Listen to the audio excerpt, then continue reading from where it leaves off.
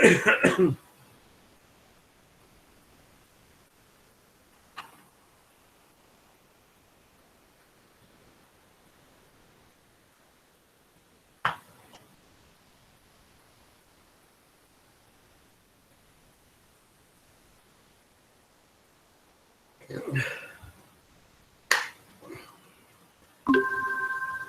लोग आज protective relay को इनिशिएट करेंगे।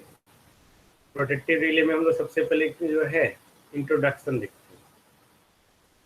ओके, तो प्रोटेक्टिव रिले है क्या, हम लोग पहले भी इस पे बात कर चुके हैं। Protective relay is defined as an electrical switchgear device which is interposed between main circuit and circuit breaker। यानी कि एक ऐसा इलेक्ट्रिकल डिवाइस जो मेन सर्किट और सर्किट ब्रेकर के बीच में उसका पोजीशन होता है। In such a way that if any abnormality occur in the system or circuit, then the relay act first। कहने का सेंस है कि प्रोटेक्टिव रिले को हम लोग डिफाइन करते हैं एक ऐसे इलेक्ट्रिकल डिवाइस के रूप में जो सर्किट ब्रेकर और मेन सर्किट के बीच में प्लेस किया जाता है। उसको इस तरह से प्लेस करते हैं कि अगर किसी तरह का भी एबनॉर्मलिटी आया, किसी तरह का भी एबनॉर्मल कंडीशन आया सिस्टम में, तो सबसे पहले रिले ही वर्क करेगा। ओके, यानी कि ये एक इलेक्ट्रिकल स्विच गियर डिवाइस है जिसको डिजाइन किया गया है just to initiate the isolation of a part of electrical installation। Okay, कोई भी इलेक्ट्रिकल इंस्टॉलेशन के एक पार्ट को आइसोलेट करने के लिए इनिशिएट किया जाता है, या to operate an alarm signal. Okay, या एज ए कमांड, या as a signal, as a message signal given to an electrical protective device like the circuit breaker in the event of abnormal condition और fault. यानी कि अगर किसी तरह का भी एबनॉर्मल कंडीशन और फॉल्ट आ गया तो उस कंडीशन में हम लोग एक प्रोटेक्टिव रिले डिजाइन किए हैं जो एक अलार्म सिग्नल के रूप में, एक कमांड के रूप में, एक मैसेज सिग्नल के रूप में, ओके, वो एक मैसेज सिग्नल के रूप में काम करता है और इलेक्ट्रिकल प्रोटेक्टिव डिवाइस यानी कि सर्किट ब्रेकर को सिग्नल भेजता है जब कभी एबनॉर्मल कंडीशन या फॉल्ट होता है तब। This is the protective relay. यहाँ पे जो होल प्रोटेक्टिव स्कीम है उसमें स्विच गियर इक्विपमेंट है, जिसमें होल स्विच गियर इक्विपमेंट का नहीं मतलब कि जो भी प्रोटेक्टिव स्कीम के अंतर्गत आता है वो, जिसमें जो है हम लोग सर्किट ब्रेकर और प्रोटेक्टिव रिले इस्तेमाल करते हैं just to isolate the faulty section of the system from the healthy section. यानी कि पूरे सिस्टम में जब कहीं फॉल्ट आता है, जैसे यहाँ पे फॉल्ट आया है, ओके, यहाँ फॉल्ट आया, इस फॉल्टी सेक्शन को आइसोलेट करने के लिए from the remaining part healthy section, okay, उसी के लिए हम लोग एक प्रोटेक्टिव स्कीम बनाए हुए हैं, ओके, जिसमें सर्किट ब्रेकर और प्रोटेक्टिव रिले दोनों हो गए। ये सर्किट ब्रेकर है, ये प्रोटेक्टिव रिले का पूरा स्कीम।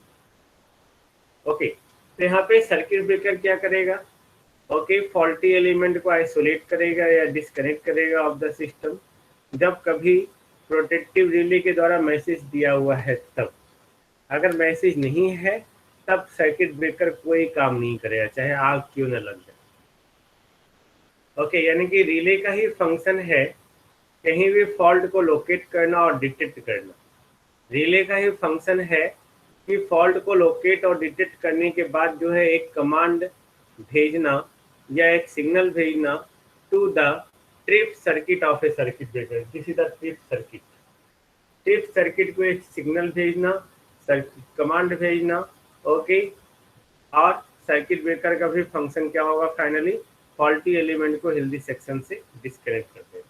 ये जो हम लोग होल फेनोमेनन बात कर रहे हैं, just to isolate the faulty section from the healthy section. Okay, ये हम लोग जो बात कर रहे हैं ये हम लोग पूरा देख सकते हैं यहाँ पे इस फिगर के द्वारा। आप देखो ये फिगर जो है आपका, ये टिपिकल रिले सर्किट है ना, ये टिपिकल रिले सर्किट है। इसमें आपको होल सर्किट को जो है 3 पार्ट में बांटा गया है। ओके, 3 पार्ट में, जिसमें पहला पार्ट जो है प्रोटेक्टिव स्कीम का पहला पार्ट, जिसमें ये देखो आपका, सबसे पहले ये देख लो, ये बस बार है, ये फीडर लाइन है, फीडर लाइन के सीरीज में सर्किट ब्रेकर जुड़ा हुआ है, ये स्टेशनरी कॉन्टेक्ट, ये मूविंग कॉन्टेक्ट, ये आपका करंट ट्रांसफार्मर है। करंट ट्रांसफार्मर का ये जो है आपको सेकेंडरी दिख रहा है, प्राइमरी नहीं दिख रहा, ये इस तरह से है ना, प्राइमरी इसके साथ जुड़ा हुआ है और सेकेंडरी यहाँ पे ये इस तरह। तो यहाँ पे जो दिखता है आपको वो एक्चुअली सेकेंडरी ही दिखता है, जो हम इस तरह से दिखाए हुए।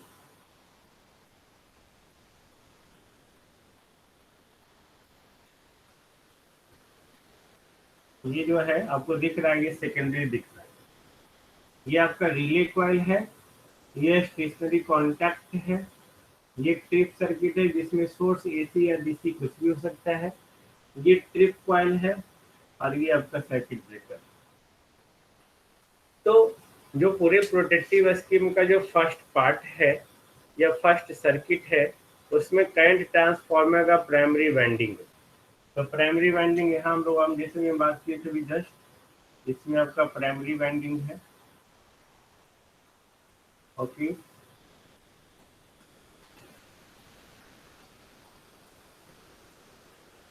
और इसके साथ जो है यहाँ सेकेंडरी वाइंडिंग,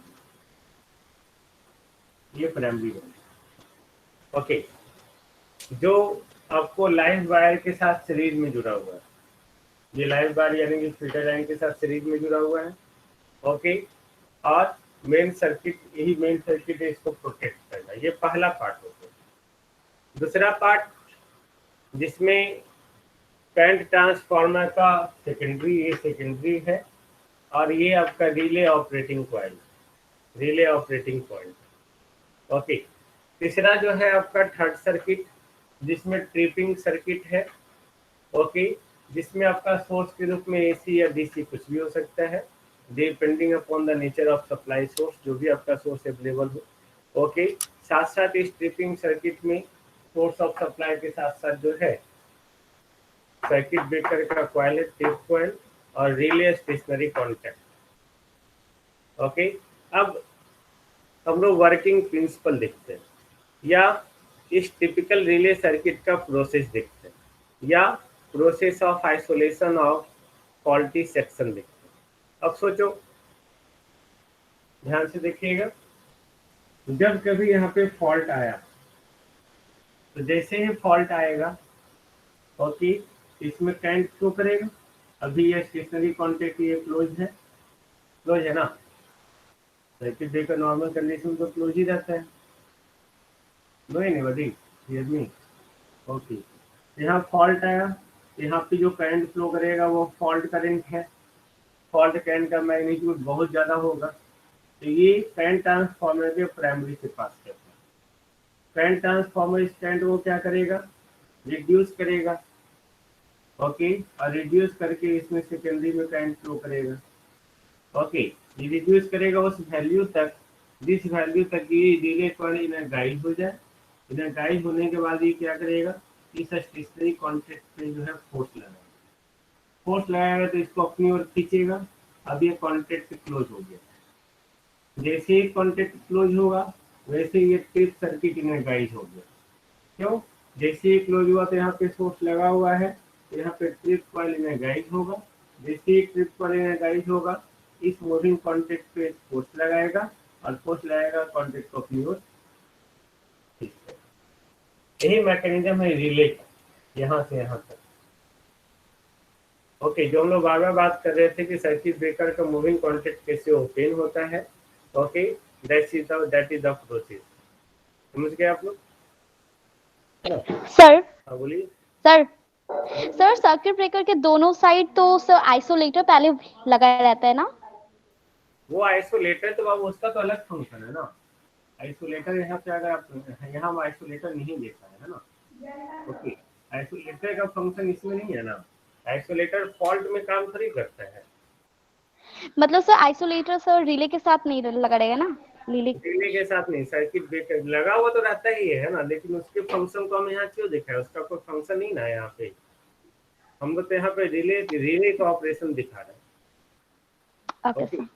आइसोलेटर का आइसोलेटर तो रहता ही है ना, जब भी कभी भी सर्किट को ऑफ करना हो तो सर्किट ब्रेकर से ऑफ करने के बाद फिर आइसोलेटर को ऑफ करते हैं, फिर जब कभी ऑन करना हो तो आइसोलेटर को ऑन करने के बाद सर्किट ब्रेकर को ऑन करते हैं।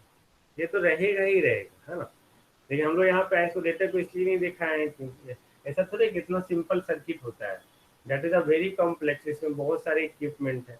ये हम लोग सिर्फ यहाँ पे उसी को दिखाते हैं जिसको हम लोग स्टडी करना हो। क्लियर?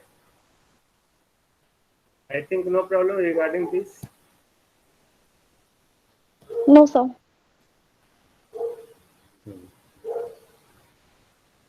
ओके, तो ये आपका हो गया आपका सिंपल, ये आपका प्रोसेस है पूरा टिपिकल रिले सर्किट का, जिसमें ये रिले जो है इंश्योर करता है about the safety of the equipment from damage, और सर्किट जो है फिर अगेन वर्क करता है is the normal operating condition with the healthy section of the system after isolating the fault को आइसोलेट करने के बाद।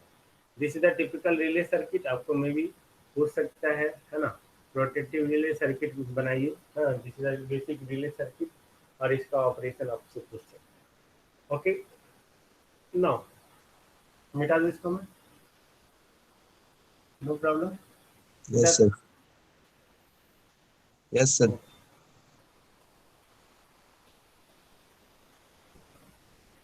ना सर सारे सिस्टम में प्रोटेक्टिव रिले अलग अलग लगा हुआ होता है? सारे सिस्टम में नहीं, हर सर्किट ब्रेकर के साथ एक प्रोटेक्टिव रिले लगा हुआ है।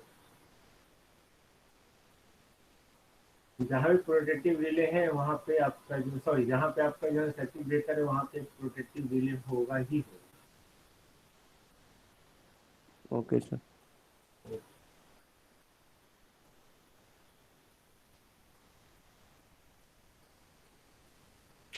Important importance and function of protective relay, यानी कि प्रोटेक्टिव रिले का फंक्शन और उसका इम्पोर्टेंस क्या। अब सोचो, अभी पूरे पावर सिस्टम के कोई भी सेक्शन में अगर किसी तरह का भी अबनॉर्मलिटी आता है, तब ये बहुत एसेंशियल हो जाता है कि उस फॉल्टी सेक्शन को आइसोलेट करें फ्रॉम द हेल्दी सेक्शन। नहीं तो क्या हो जाएगा, वहाँ पे फॉल्ट स्प्रेड करेगा, एबनॉर्मल कंडीशन स्प्रेड करेगा, ओके, और वहाँ पे पूरे सिस्टम को डैमेज कर सकता है। तो any type of abnormal condition, किसी तरह का भी एबनॉर्मल कंडीशन हो, वो हेल्दी सेक्शन को अफेक्ट करेगा, और जब वो हेल्दी सेक्शन को अफेक्ट करेगा वह स्प्रेड आउट हो जाएगा, then there may be the result of major blackout. Blackout BLACKOUT आपने सुना होगा। पिछले सालों में, बहुत साल पहले जो है, ट्रेन जहाँ जस्ट करता से बंद हो गया था, लमसम 13 में या 11 में, याद नहीं है मुझे, आप लोग को पता होगा तो पता होगा, है ना। एक बार मेजर ब्लैक आउट हुआ था, यानी कि वहाँ पे फॉल्ट जो है फुल्ली स्प्रेड कर गया था और सारा सिस्टम फेल्योर हो गया, तो उसी को बोलते हैं ब्लैक आउट, यानी कि पूरा शहर सब अंधेरा हो जाता, काला। ओके, काले का यहाँ पे सेंस क्या है कि सारा सिस्टम जो है वर्क करना बंद कर दिया। तो हम लोग अगर किसी तरह का भी अब 2012 में आया, very good Sharma Govind. Okay, तो किसी तरह का भी एबनॉर्मल कंडीशन अगर आया, तो वो कोई भी है, आपका कोई भी एबनॉर्मल कंडीशन होगा तो हेल्दी सेक्शन को अफेक्ट करेगा। और उसके साथ साथ जो भी इलेक्ट्रिकल पावर सिस्टम नेटवर्क में जो भी इक्विपमेंट है, लाइक अल्टरनेटर, ट्रांसफार्मर, बस बार, ट्रांसमिशन एंड डिस्ट्रीब्यूशन लाइन, उसको भी डैमेज कर सकता है ना। और क्योंकि ये सब सारे इक्विपमेंट जो हैं वो बहुत कॉस्टली होते हैं, इसलिए ये बहुत इम्पोर्टेंट है कि जैसे ही फॉल्ट हो तो उस फॉल्टी सेक्शन को आइसोलेट कर ले from the healthy section, and उसी के लिए एक डिवाइस और एक स्कीम को एम्प्लॉय किया जाता है just for the protection purpose. उसी को हम लोग कहते हैं प्रोटेक्टिव स्कीम। ओके, जिसमें प्रोटेक्टिव रिले सर्किट ब्रेकर हो सकता है। ओके, तो यही आपको जो मैंने अभी आपको एक्सप्लेनेशन दिया वही कहता है कि प्रोटेक्टिव रिले का इम्पोर्टेंस है क्या। अगर प्रोटेक्टिव रिले नहीं होगा तो पूरा आपका जो भी आपका फॉल्टी सेक्शन है उस फॉल्ट को आइसोलेट करना, सॉरी उस फॉल्ट को लोकेट करना, डिटेक्ट करना, वो नहीं हो पाएगा और वो फॉल्ट स्प्रेड होते जाएगा। Okay, this is the importance of the protective relay. Am I clear? हाँ, नाउ अगर हम लोग प्रोटेक्टिव रिले के प्राइमरी फंक्शन के बारे में बात करें, ओके, कि प्रोटेक्टिव रिले का प्राइमरी फंक्शन है क्या, देन जस्ट टू ऑपरेट,